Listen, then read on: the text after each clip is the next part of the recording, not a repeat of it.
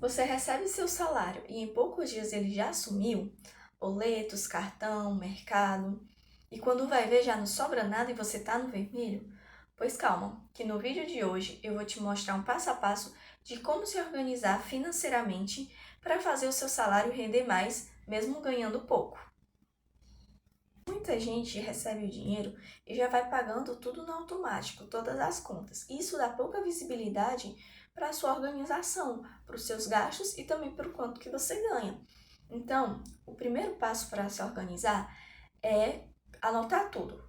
Anote tudo que você ganha e tudo que você gasta. O que você ganha, você vai pegar o seu salário bruto, que é aquele que geralmente fica assinado na carteira ou no seu contrato, aquilo que você recebe. E aí você vai subtrair dos descontos. Desconto de INSS e outros descontos que tem, que você sabe que tem, né? E aí, esse valor que vai sobrar é o valor líquido. É quanto você recebe para pagar todas as suas despesas. Depois de anotar o que você ganha, você vai para o segundo passo, que é anotar o que você gasta, os seus gastos. E aí você vai dividir em duas partes para anotar os gastos. A primeira parte você vai anotar todos os gastos necessários, como por exemplo, são gastos que são indispensáveis para a sua vida. Por exemplo, comida, que é o mercado, né? Comida, material de higiene, conta de aluguel, de água, de luz, internet, transporte, remédio, coisas que são indispensáveis para você viver bem. Então você vai anotar todos esses seus gastos. E segundo, o segundo é os gastos que não são fixos. São aqueles gastos que não são tão necessários. Não que não sejam necessários, mas também as dívidas. Então, por exemplo, se você tem uma conta de luz atrasada, aí você anota ali. Ou seja, são gastos que você não tem todo mês. Cartão de crédito de alguma coisa que você comprou, por exemplo, parcela de um armário que você comprou, ou a parcela de um celular que você comprou. E aí você vai anotar essas dívidas, tudo que você tem para pagar de dívidas. E aí nós vamos pro terceiro passo. Depois que você fez toda essa organização e separou, você vai pagar primeiramente aquilo que é necessário. Então, você vai pagar todos os itens, todos os itens necessários que não podem acumular, tipo aluguel. Todo mês você precisa pagar o aluguel. Isso não é negociável, você tem que pagar seu aluguel, conta de água, energia. Porque aí, se você pagando tudo certinho, você não precisa se preocupar em fazer mais dívidas, entendeu? Por exemplo, atrasar a conta de água, atrasar a conta de luz. E aí você paga tudo. E no quarto passo, você vai pagar essas outras dívidas. Essas dívidas que são essas dívidas que você fez ou que estão atrasadas. Então, um passo muito importante na hora de pagar a dívida é tentar negociar. Muitas vezes, quando você está devendo uma loja ou devendo algo que está correndo juro há muito tempo, é possível ligar para o estabelecimento, para a empresa e fazer a negociação, tentar diminuir os juros. Então, faça a negociação das dívidas e vá tentando quitar essas dívidas aos poucos. Dependendo da quantidade de dívidas, se você está muito no vermelho, você não vai conseguir pagar tudo num mês só.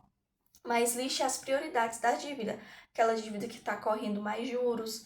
Então, tente pagar elas primeiro, negociá-las primeiro. Alguma dívida que tem um valor muito grande, faça uma negociação assim para poder parcelar e pagar elas aos poucos. Então, tente organizar suas dívidas e não fazer mais dívidas, certo? E aqui nós vamos agora para o quinto passo. Primeiro passo, vamos fazer um resumo, né? Primeiro passo, anotar tudo o que ganha. Segundo passo, anotar todos os gastos. Terceiro passo, pagar as dívidas fixas, né? As dívidas, não dívidas, as contas fixas. Então, tudo o que é necessário do mês que você tem que pagar. Quarto, pagar todas as dívidas, negociar as dívidas e tentar quitar as dívidas. E o quinto passo que você vai fazer é se pagar. Você já pagou tudo, sim, que é extremamente necessário, você já pagou as suas dívidas e agora você vai se pagar. O ideal é que todo mês nós separamos pelo menos 10% do valor que ganhamos para montar uma reserva de emergência, para futuros investimentos, né? Só que como o salário do brasileiro é muito pequeno, então muitas vezes as pessoas vivem com o que não dá para viver, às vezes a pessoa opera um milagre. Então, para você conseguir montar essa reserva de emergência, guardar algum dinheiro, se o seu salário não der, você vai ter que fazer renda extra. Então, vender algum doce no seu trabalho, pegar coisas do seu armário que não servem mais em você, tentar vender nos mercados como LX, por exemplo. Qualquer coisa da sua casa, assim, que não sirva mais, que você não esteja usando, tentar vender. É até mesmo bom, não só para montar a sua reserva, mas também para tentar quitar as dívidas, entendeu? Essa forma de renda extra é muito importante se o seu salário for pouco, né? Então é sempre bom a gente ter mais de uma renda. Mas vamos supor que a renda extra seja para você montar sua reserva de emergência. Então, reserva de emergência é algo que você tem que guardar todos os meses. Então, você tenta fazer uma reserva, como por exemplo a venda de doces. Eu, por exemplo, eu vendo trufas em alguns lugares que eu vou. Então, isso já é uma renda extra que me ajuda a guardar algum dinheiro para uma emergência, para uma despesa médica, principalmente quem não tem plano de saúde, né? Então, quem não tem plano de saúde, como eu, por exemplo, então surge uma consulta, precisar de uma despesa médica, eu vou precisar arcar particular, de forma particular. Então, é sempre bom ter uma reserva de emergência. Às vezes, uma peça do seu carro está precisando de uma peça e esculhambou algo. Então, em vez de você fazer uma dívida, comprar tudo no cartão de crédito e fazer uma nova dívida, você já tem na sua reserva de emergência, já é possível que você tire da reserva e já pague o carro sem fazer mais dívidas. O importante é não fazer mais dívidas. E agora, pessoal, vamos supor que mesmo você tendo guardado o dinheiro, sobrou algo. Então, esse que sobrou, você usa com consciência. Então, usa para algum lazer, algum. Não um lazer assim que seja extremamente caro, você tem que fazer tudo conforme a sua realidade.